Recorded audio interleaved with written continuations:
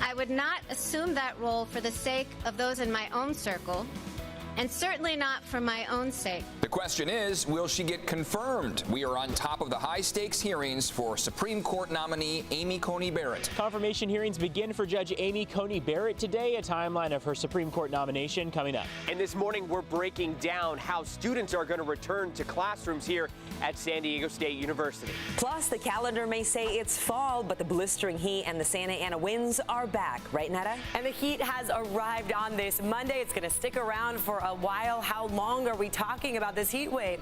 You're up with News 8.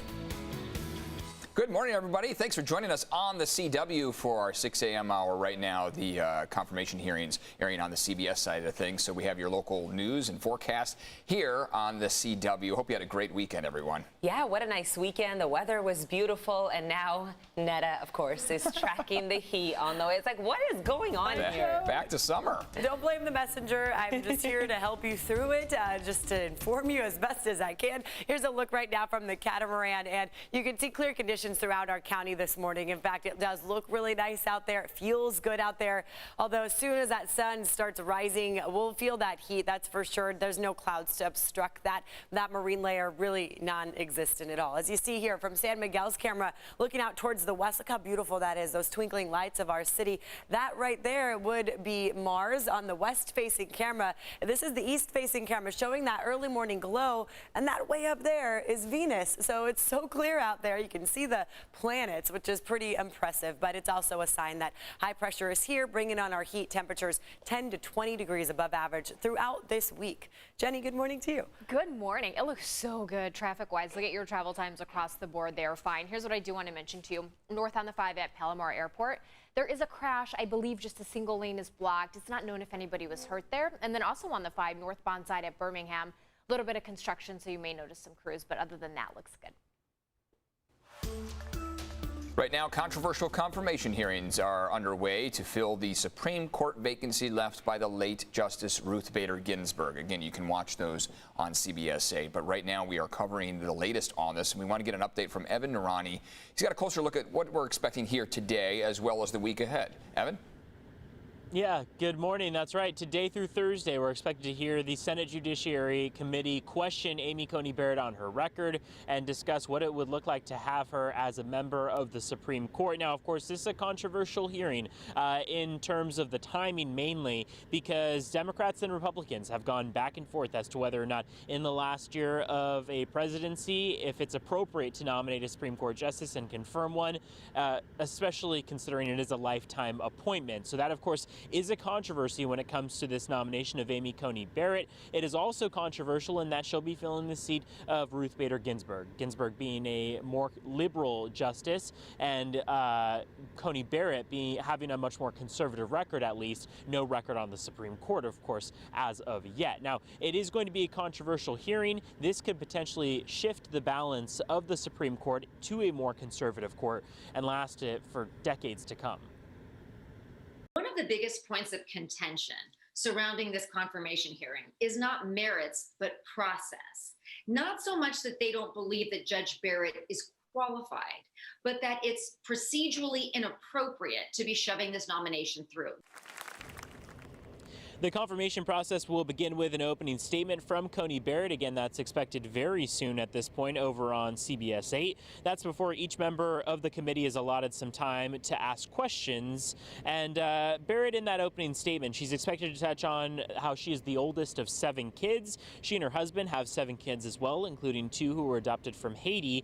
Now, with this nomination, it is still controversial, but it's not quite as intense as the confirmation, or expected to be quite as intense as that of Justice Brett Kavanaugh in 2018. Coney Barrett has a much less controversial record than Brett Kavanaugh, but she is also the youngest to be granted one of these confirmation hearings compared to this current Supreme Court makeup. She will be the youngest at just 48 years old if she's confirmed of the current Supreme Court. Now, the confirmation will look a bit different considering the virtual setup for many of those senators, but it is still expected to cover Barrett's rather conservative record, like her position on women's reproductive health and the Affordable Care Act. Now, these public hearings will span from today all the way through Thursday, with a confirmation expected on October 22nd. That'll be just ahead of the election.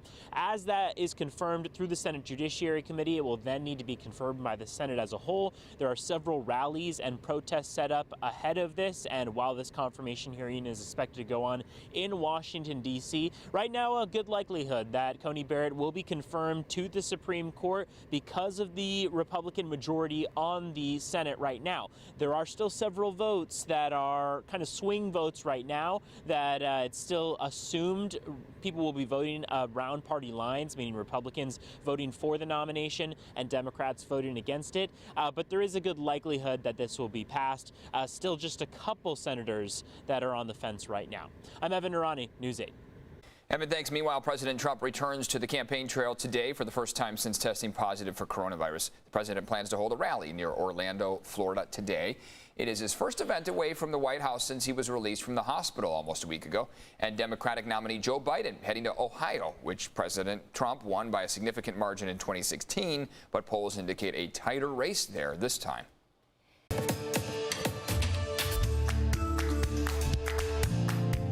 More than 2,000 San Diego State students will return to the classroom. It's the first in-person classes since a coronavirus outbreak led to more than 1,000 COVID-19 cases.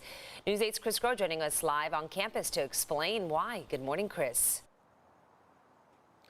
Good morning, Stella. So look, we're only going to be seeing classes that San Diego State is describing as necessary for students to actually go to class in order for them to be done. Essentially, they can't be done online. They need the equipment or the research done in person.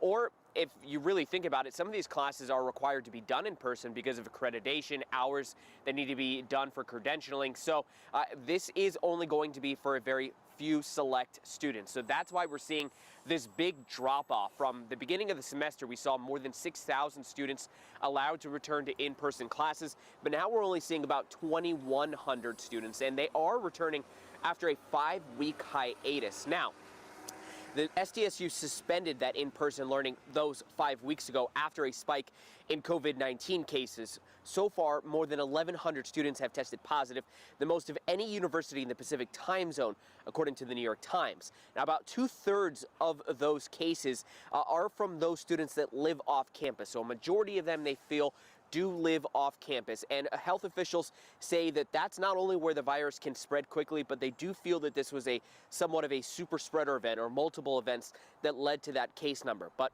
fast forward to now, and this is where we are, a select group of classes being allowed to host students. Now, we did speak with some students here on campus, those that do live on campus that are already required to get testing, and they said they're cautiously optimistic about this return because online classes aren't exactly the best option either. It's harder because you can't really meet any classmates to study with and stuff like that. It's hard to meet people through your online class. And so here's the thing, those that will be returning to class, even if they live off campus, they're going to have to submit to COVID-19 testing every 2 weeks. That's the protocol for students who live on campus, but for off-campus students, that's been optional during this time period. But now if they're going to return to those in-person classes, they are going to have to take that testing. Eric and Stella? Chris, thank you. Poway Unified is reopening the rest of the district's elementary schools this morning for in-person learning.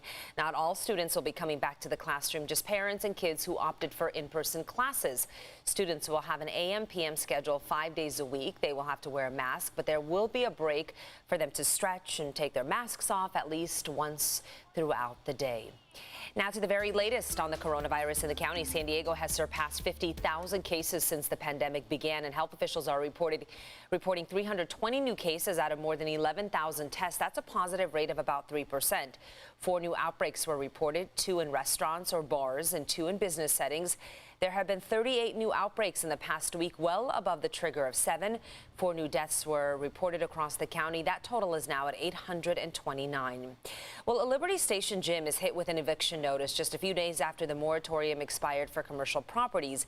It is the latest obstacle many small business owners are facing amid the pandemic. Christina Grady owns the studio. She says she requested rent release for 3 months. They were closed and has provided documentation showing financial hardship. But the property owner has been unwilling to work with her on a payment plan. That's what she says. We reached out to Tower Investments. Their attorney says they have repeatedly reached out, but Grady refuses to cooperate. The company tells us they are still willing to work with her in hopes of coming up with a resolution. Time now for your morning rush here at 6:10 this morning. Several Chula Vista businesses are assessing the damage from a 3-alarm fire as firefighters try to figure out how it started. The fire started early yesterday in a strip mall along 3rd Avenue near Naples Avenue. When firefighters arrived, they found smoke from a car audio shop. That business received the most damage. The fire also damaged 2 other nearby businesses. No one was hurt. Firefighters also looking into what caused a fire that damaged this restaurant in Lincoln Park. It also started yesterday morning at Herencia's Mexican food restaurant on Logan Avenue. The flames spread to the Family Dollar store next door as well. Also, no one hurt here. The second largest meth bust in history happened right here in San Diego County along the southwestern border. CBP officers seized more than 3,100 pounds of meth, fentanyl powder, and pills and heroin at the Otay Mesa facility. The street value is about $7.2 million. Officers found the drugs mixed in with medical supplies in the back of a tractor trailer. And that's the morning rush. Let's check in with Neda Aranpour and see how our Monday forecast is looking. Good morning. Well, it's looking sparkly right now. We do have clear skies out there. Mount Soledad, you can see all the way to downtown, the Coronado Bridge, and then there's Mission Bay right there. So no clouds obstructing our views. Here's another shot for you of San Miguel looking out towards the west. No clouds in sight. You can barely make out Mars now, but it's, of course, starting to disappear because of the daylight. The sun will be rising here in about 30 minutes or so officially. But yeah, it's already starting to get a little bright out there. That sun's going to warm us up. So right now's your chance. If you can, go for that jog in the early morning hours before we start to feel that heat. It's 58 right now in El Cajon, 64 downtown. And then comparing to 24 hours ago, we are anywhere from 5 to 11 degrees cooler for most of the county. Fallbrook, you're a little bit warmer at this hour. Overall, we're going to get more of the dry Santa Anas. They're coming back. They're not going to be too strong. As you see here, there's numbers pretty much maxing around 20 to 25 miles per hour through the mountains down into the foothills. But overall, these relative humidity numbers will drop for the next 24 hours or so. We'll see them down into the teens for many inland areas like El Cajon and Poway. So get ready for a dry few days. We're talking hot, dry conditions. Your afternoon highs will be above average today. Upper 70s, low 80s at our beaches. Inland, mid to upper 90s. So yeah, about 10 to 20 degrees above normal for this whole week. Jenny. Well, I don't have too much to tell you traffic-wise, but just great. I want to focus in on this crash, though, that I mentioned in my last couple reports. Really close to clearing it away. It's impacting that northbound 5 right at about Palomar Airport Road. So because of this, we've got that right-hand shoulder blocked. It looks like crews are still on the scene. They're cleaning up any sort of debris, but for the most part, that crash should be cleared away. And your drive up towards that crash through Encinitas looks fine. The only other thing is Vista Way, right at the 76 Mission Road here. There is a crash over in the Bonzel area, but zooming out, travel times here are excellent. And then travel times to the south are fine. No other major crashes. Jenny, thank you. Still to come, today marks 20 years since the bombing of the USS Cole. We're going to take a closer look at some important lessons from that day. And the South is picking up the pieces after its second destructive storm to hit the areas this year. Plus, some of you may have seen, oh gosh, this was so painful, Cowboys quarterback Dak Prescott's brutal injury on the field. My husband is a Cowboys fan. That was so hard to watch. How he's doing this morning, that's coming up next.